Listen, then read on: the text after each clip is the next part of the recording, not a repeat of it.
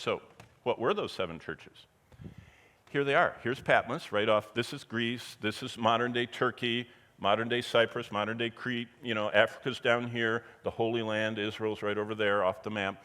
So, Roman province of Asia, 7 churches, Patmos, where the book is launched from. It goes by the island of Samos to the harbor of Ephesus, and boom, there they go. The churches there were at the epicenter of the empire. The churches were primarily poor people, and if they weren't just poor, they were also slaves. There were, as Paul says at the end of 1 Corinthians, not many mighty, not many noble, not many great people are called, because the rich people and the proud people don't need Christ.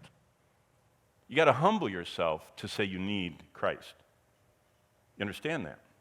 It's hard to lead a rich, powerful person to the Lord because they don't need anything. Especially they don't want to say they're a sinner, that they're lost, hopeless. But when you meet Christ, like these had, you get connected to God. The question of this hour is, are you going to stay connected to God? I'm not talking about losing your salvation. I'm talking about losing your connection so the phone doesn't work.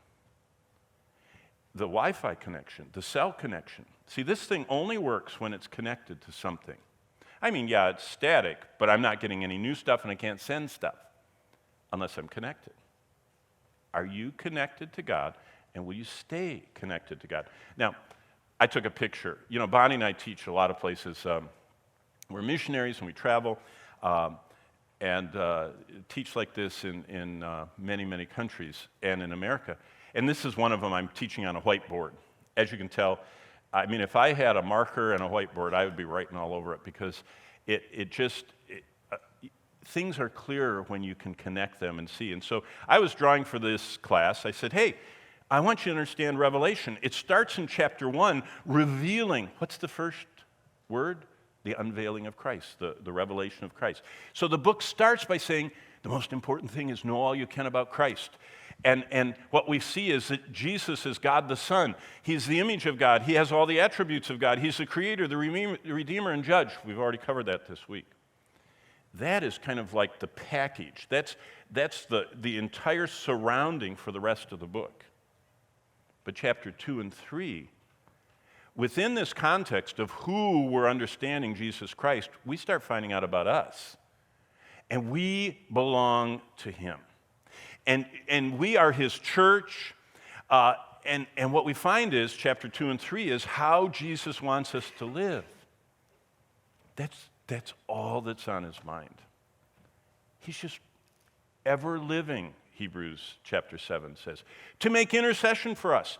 He is standing at the right hand of the Father on high, saying, Father, that's one of my children, and Satan is attacking him, and he's interceding for us. He wants us to succeed.